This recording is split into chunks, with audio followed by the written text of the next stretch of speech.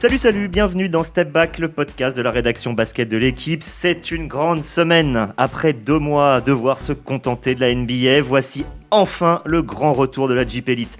Un retour en fanfare puisque dès ce vendredi, pour lancer la première journée, a lieu un très alléchant Dijon-Asvel. Bon, en fait, le championnat a déjà repris. Ça s'est passé un peu bizarrement mercredi avec 2 matchs avancés de la deuxième journée. On va en parler. Mais beaucoup de choses risquent d'être étranges cette saison à cause du Covid qui a empêché d'avoir un champion en 2020, qui a étiré l'intersaison, qui fait encore planer de lourdes menaces aujourd'hui, avec déjà l'annonce de 4 matchs reportés pour les 2 premières journées. La Ligue, elle, espère au moins pouvoir aller au bout de la saison régulière, histoire de voir si l'Asvel de la famille Parker est effectivement intouchable, qui de Monaco, Boulogne-le-Valois ou d'une autre équipe peut la titiller. Histoire aussi de se refaire un semblant de popularité grâce au retour des diffusions en clair, avec au moins un match par journée sur la chaîne L'équipe, et ça commence dès vendredi avec Dijon-Asvel. On va en parler avec 3 journalistes de l'équipe. Arnaud Lecomte. Bonjour Xavier, bonjour à tous. Yann Onona, bonjour Yann. Salut. Et quelqu'un que vous avez moins l'habitude d'entendre, mais qui s'y connaît, j'ai nommé Benjamin Henry. Bonjour salut, Benjamin. Salut à tous. Allez, début du game. Arnaud, parmi nous, tu es celui qui couvre le championnat depuis le plus longtemps. Alors cette saison 2020, 2021, ou peut-être 2022, en fait on ne sait plus rien, hein, tous les repères vacillent.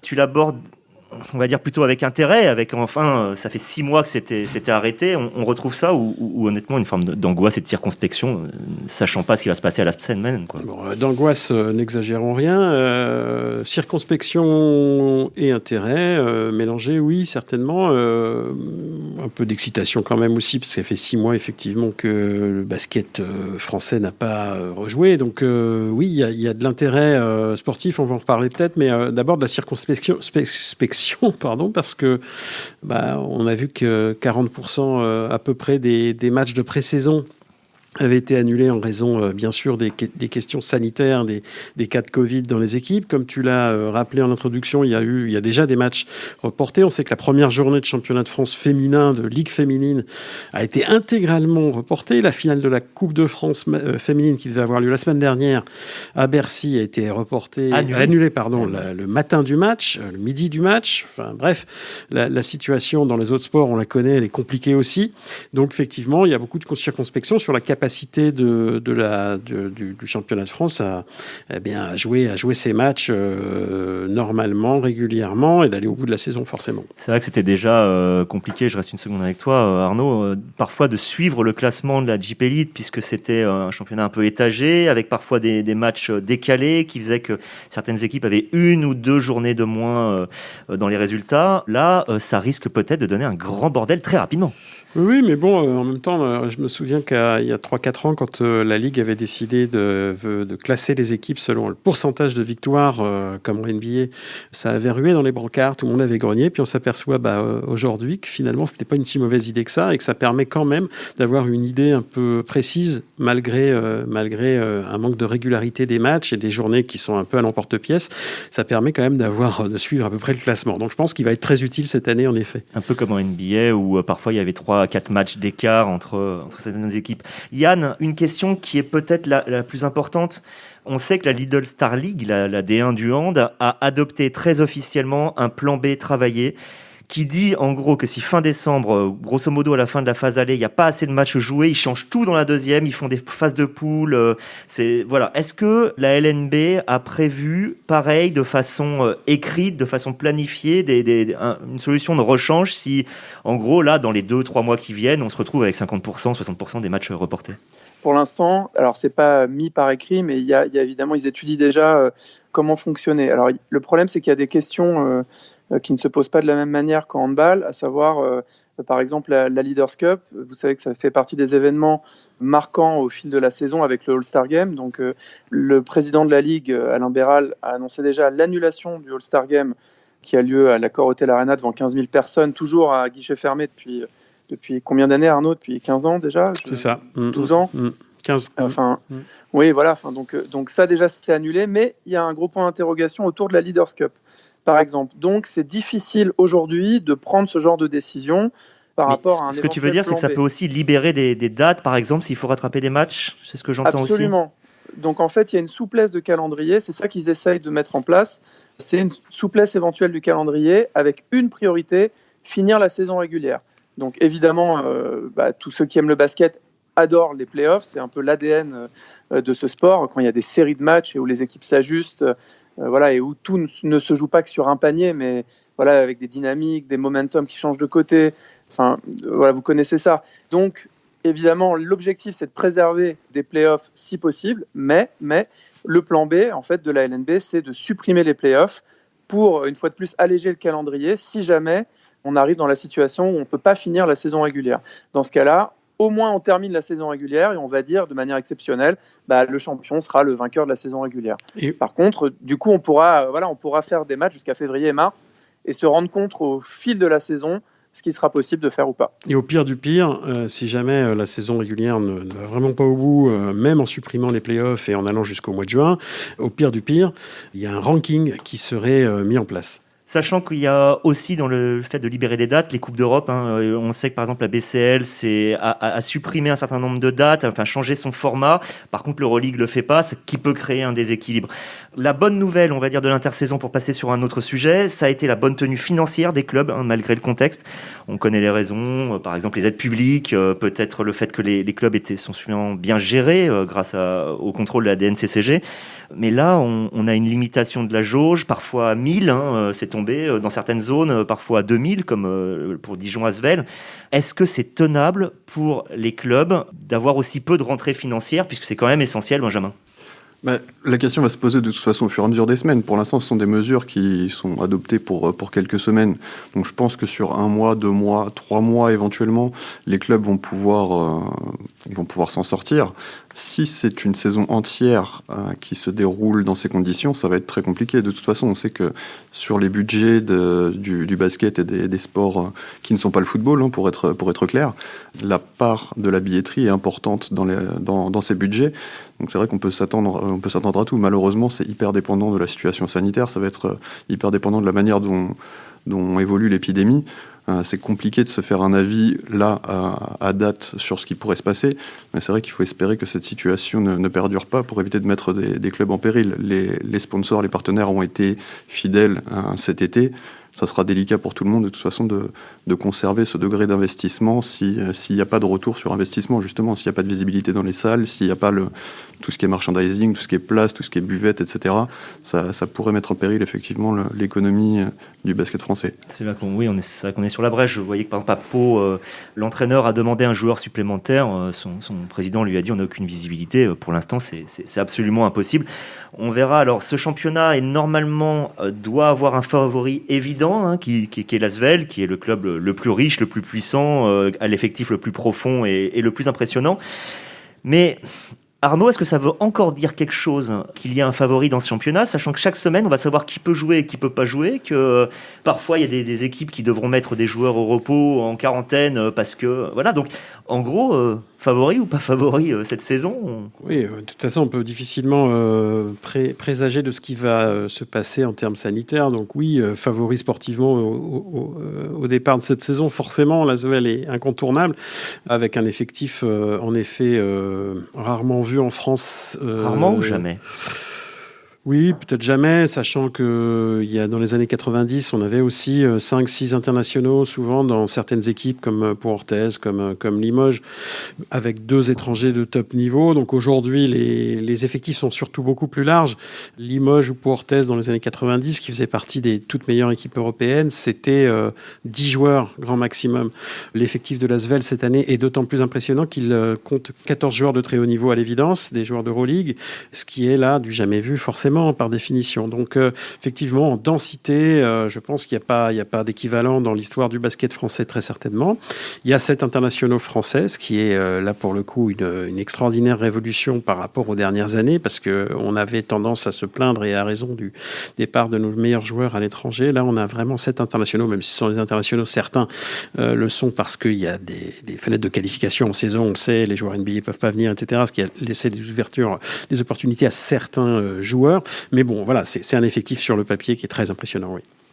Alors pour corroborer ce que disait Arnaud, c'est que si effectivement il manquait 2-3 joueurs à l'Asvel un week-end, l'effectif resterait pléthorique. Alors que si on applique la même théorie à quasiment n'importe quel club du championnat, enlever 3 joueurs même si ce ne sont pas forcément trois joueurs du 5 majeur, on se retrouve avec des équipes totalement déshabillées. Ce qui fait effectivement, à mon sens, de l'Asvel le grand Ça va d'autant plus favoriser clairement les gros effectifs, quoi, par définition. C'est toujours pareil, hein, les mieux lotis s'en sortiront beaucoup mieux que probablement que les équipes les moins fortes financièrement, quoi. D'autant que là, on parle de ce qu'il y a sur le papier, mais vous êtes quelques-uns, Arnaud, toi, je le sais, Yann, je crois aussi, avoir vu jouer l'Asvel en préparation, et il semble que ce soit aussi impressionnant dans la réalité que sur le papier, c'est ça ? Oui, je confirme. Je les ai vus justement contre Dijon. Alors évidemment, c'est pas du tout le même match que ce qu'on va voir ce soir, puisque Dijon jouait sans David Holston notamment, et pas que. Donc on était encore en préparation. C'était au 1 Star Game à Bourg-en-Bresse il y a quelques semaines de cela, et effectivement la force de frappe collective est impressionnante. Ça peut tirer de tous les côtés. Ils ont commencé par défendre, et en fait, quand ils commencent à défendre, ça passe pas, tout simplement. Et puis, je pense que le plus impressionnant, c'est quand Frédéric Fautoux et TJ Parker rappellent des joueurs sur le banc, qu'ils en envoient d'autres. En fait, là, on a un deuxième 5 majeur de Jeep Elite largement qui rentre sur le terrain. Donc, au moment où il y a la deuxième lame ou la deuxième vague, c'est encore plus difficile pour l'adversaire.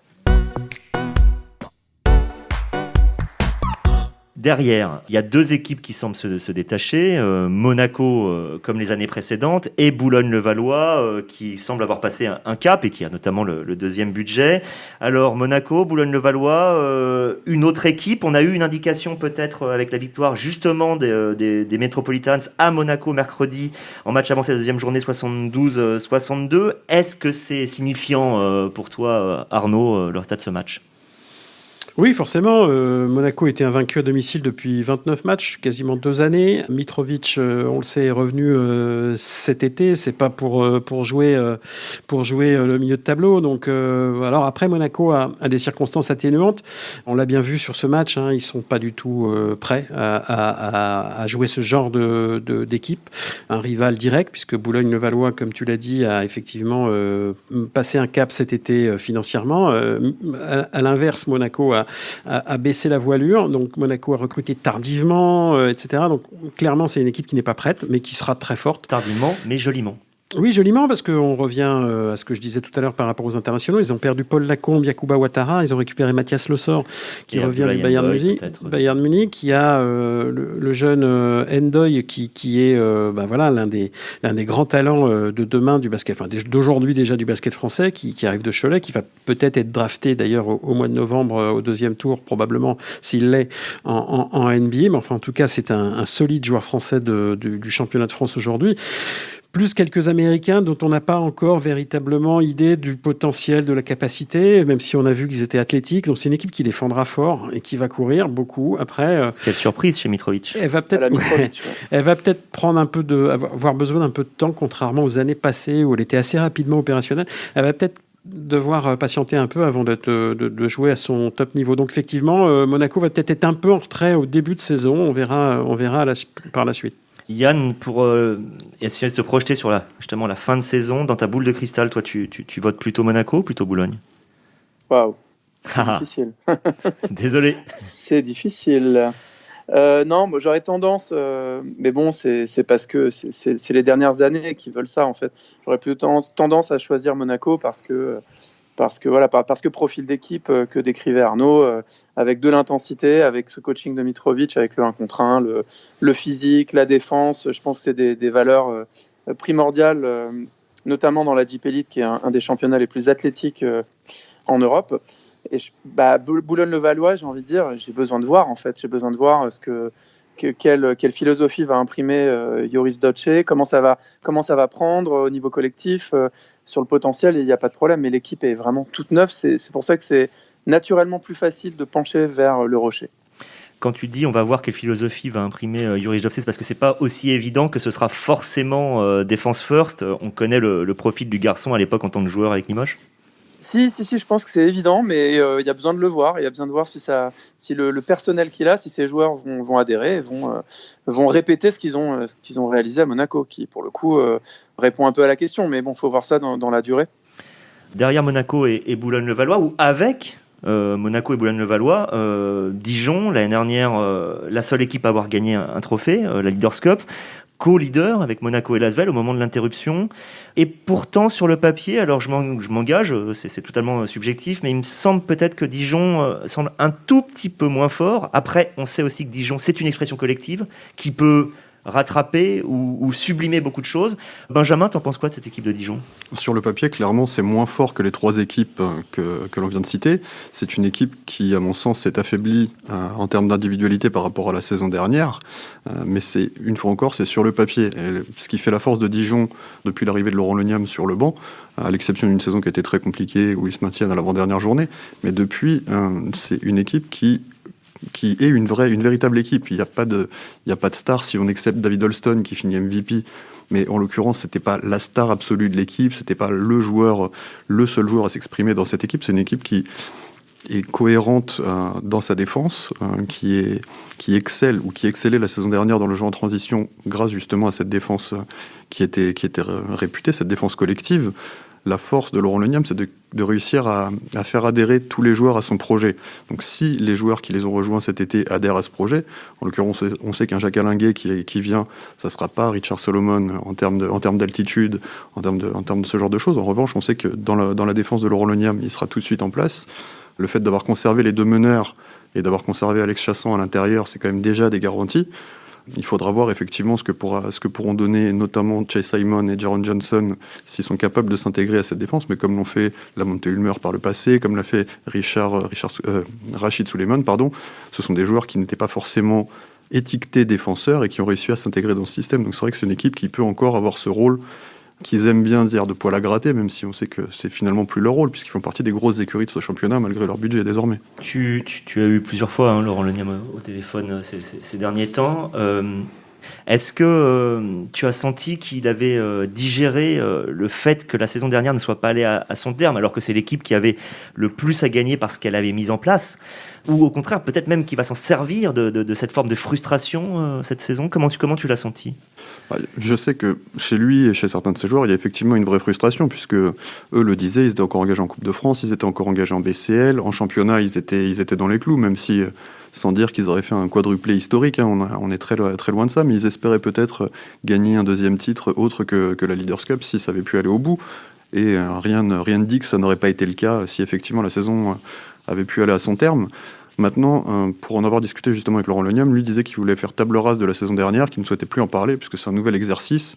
Mais connaissant un petit peu le personnage, je suis persuadé que ça sera un des leviers qu'il actionnera avec son effectif, en disant les gars, la dynamique de l'an dernier, même si elle s'est arrêtée, même s'il y a eu plus de 6 mois d'interruption, il faut qu'on réussisse à poursuivre sur cette lancée et qu'on reste cette équipe qu'on a été en termes de notoriété, d'image renvoyée, en termes de jeu déployé.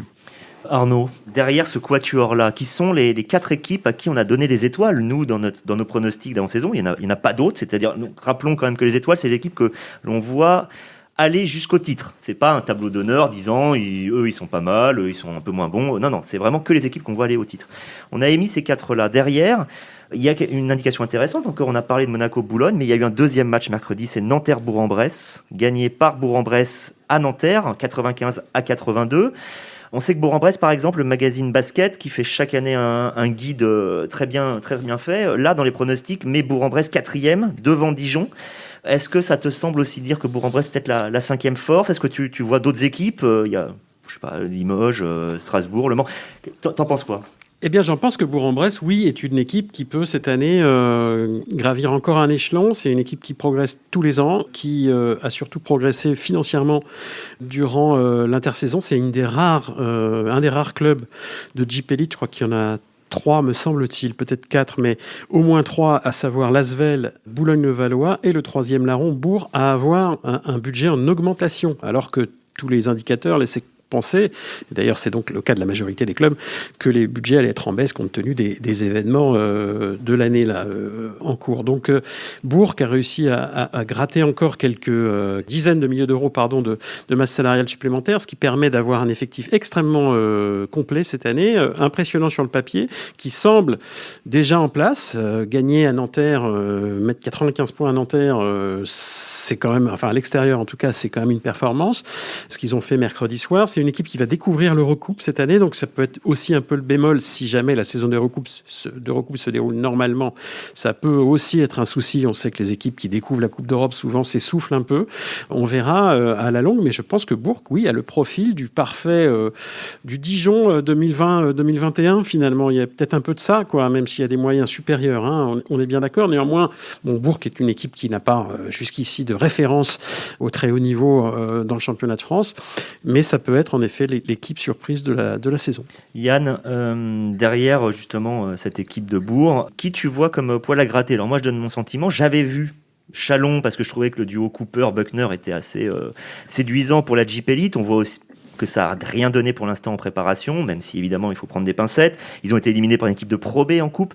Donc si c'est pas Chalon, qui d'autre, qui tu verrais bien créer la surprise?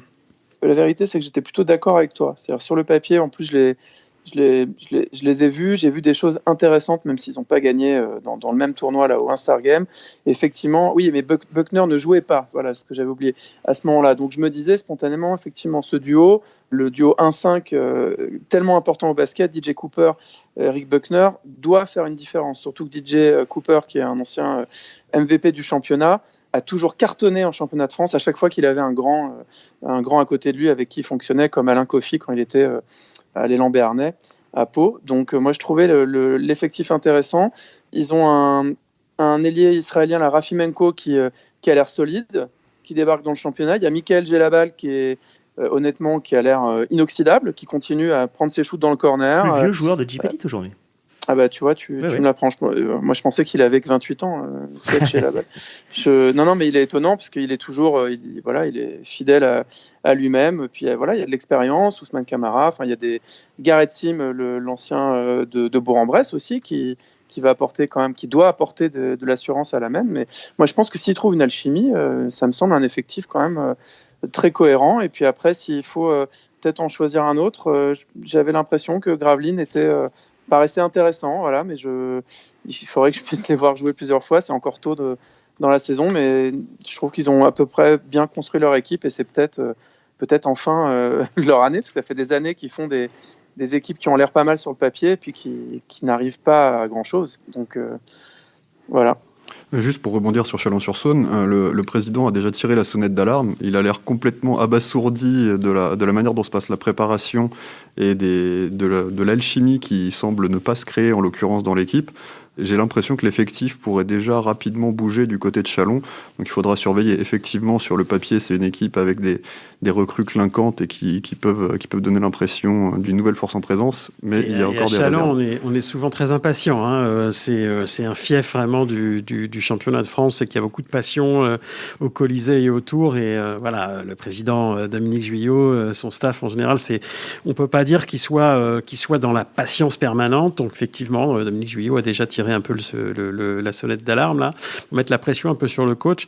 Ça va être intéressant de voir un peu les premiers matchs en effet. Juste pour rajouter peut-être une équipe qui peut, à mon avis, faire une belle saison. Et là aussi, c'est un endroit où il n'y a pas beaucoup de patience généralement, mais curieusement, cette année, il y en a eu un peu plus. C'est Limoges. Limoges qui n'a quasiment pas touché à son effectif, curieusement. Curieusement. Oui, c'est pas dans les habitudes maison. En général, on chamboule tout très facilement à Limoges, comme à l'OM dans le foot, par exemple, ou d'autres clubs. Mais cette année, je trouve qu'il y a une continuité qui peut être intéressante, même si je trouve qu'il y a des questions qui se posent, notamment à l'intérieur. Mais le fait de garder le coach, qui avait fait un très bon début en cours de saison l'an dernier, donc avant l'interruption, bien sûr.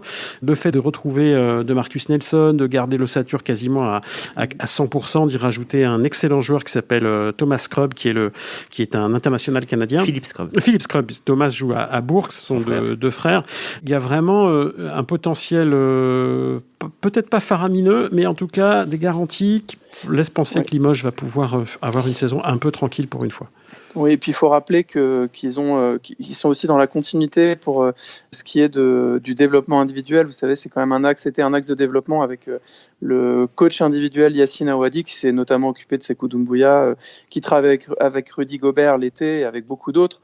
Et donc il y a toute cette structure parallèle qui travaille là-dessus, qui travaille sur les à côté, la préparation physique. Il y a un vrai secteur qui est consacré à ça, budgétaire et avec des hommes. Et je pense que ça fait une grosse différence au haut niveau aujourd'hui. Ça peut faire en tout cas. On a parlé des équipes, parlons juste individualité, surtout que c'est très intéressant, je trouve, cette année, avec plus de retours que de départs en termes de joueurs marquants. Dans les joueurs à suivre, on a toujours envie de voir quels sont les jeunes qui vont percer. Le nom de Victor Wembanyama, qui est très prometteur, du haut de ses presque 2,20 m. Mais bon, il a 16 ans, il va pas beaucoup jouer. Donc, il faut plutôt se tourner vers qui. On va commencer par toi, Arnaud. Qui t'as envie de voir jouer, qui t'intéresse ? Il y a beaucoup de grands noms. Merci pour cette réponse. Non, mais il y a beaucoup de grands noms au sens où, tout dépend de quoi on parle. Si on parle de joueurs étrangers potentiels. Intrigant. Le mot intrigant. Intrigant. Il y en a pas mal qui sont intrigants. Moi, ce qui m'intrigue, c'est de revoir Dwight Bikes, qui fut le MVP du championnat de France en 2013, c'est ça, je crois, ou 2012. Avec Gravelines, et qui est de retour après plusieurs années d'absence donc à Nanterre, dans un état physique, semble-t-il, encore un peu limite, mais s'il est vraiment au niveau où il a pu être dans le championnat de France, ça va faire très mal, parce qu'on se souvient d'un joueur très peu connu, mais qui avait fait très mal. Donc ça m'intrigue beaucoup. Et puis, il y a effectivement ce prospect exceptionnel qui est Victor Wembanyama, également à Nanterre, là, pour le coup, et dont on attend de voir les premiers pas. Il a joué un petit peu mercredi soir en fin de match. Bon, voilà, il est encore absolument pas mûr pour avoir des minutes régulièrement, mais on va voir au fur et à mesure de la saison, c'est intéressant. Benjamin. Moi, j'attends le retour de Lau Konaté, voir comment il peut évoluer dans un contexte différent de celui qui a signé à Boulogne, donc chez le voisin Oni, voir comment il peut évoluer jouait à Nanterre avant. Dans un cadre différent de celui de Nanterre, avec des responsabilités qui devraient être peut-être un petit peu différentes, avec un rôle qui devrait être peut-être un petit peu différent, après une expérience mitigée, pour le moins en Espagne. Je pense que ça peut être non pas une révélation, puisque on le connaît en France, mais ça peut être une des clés de cette équipe des Metropolitans. Yann, on va finir avec toi. Oui, et moi je reviens encore du côté de Nanterre. Il va se passer des trucs à Nanterre, parce qu'entre Bikes, effectivement, Wembanyama qui, comme tu disais, qui intrigue et qui attire les caméras du monde entier et les recruteurs du monde entier depuis déjà plus d'1 an en fait, peut-être même 2 ans. Il y a des Américains qui viennent le pister en fait pour essayer de le regarder parce qu'ils le connaissent. Il faut savoir que il va jouer à la fois en espoir, mais il va jouer aussi en National 1 avec l'INSEP, si j'ai bien compris, c'est avec un système de licence lui permettant de faire ça. Et à Nanterre également, il y aura Isaiah Cordinet, et je pense que ça va être une attraction parce que récent international, et puis on a vu l'année dernière qu'il avait, on l'a vu enfin avec son potentiel athlétique, sans les blessures qu'il avait diminué pendant tout le début de sa carrière, et tout le monde pensait qu'il allait quitter Nanterre cet été pour un club d'Euroleague ou un club d'Eurocup plus huppé avec un plus gros contrat. Beaucoup de clubs français se sont intéressés à lui, mais il y avait une clause qui a fait que Nanterre a pu le conserver, et je pense qu'il va falloir aller le regarder parce que ça doit être probablement la dernière année, vous le verrez, en France. Nanterre qui va à Limoges lors de la première journée. Il y aura aussi un Le Mans-Strasbourg. On a parlé de Dijon-Asvel. C'est vraiment un beau programme, sincèrement, pour une reprise de la Jeep Elite. On va suivre ça régulièrement. On essaiera de vous en parler aussi régulièrement dans Step Back. La semaine prochaine, on reviendra plutôt sur la NBA, puisque, vous le savez, on se rapprochera des grandes finales. Les Lakers et le Heat ont pris une belle avance. En attendant, portez-vous bien et à bientôt. Ciao, ciao.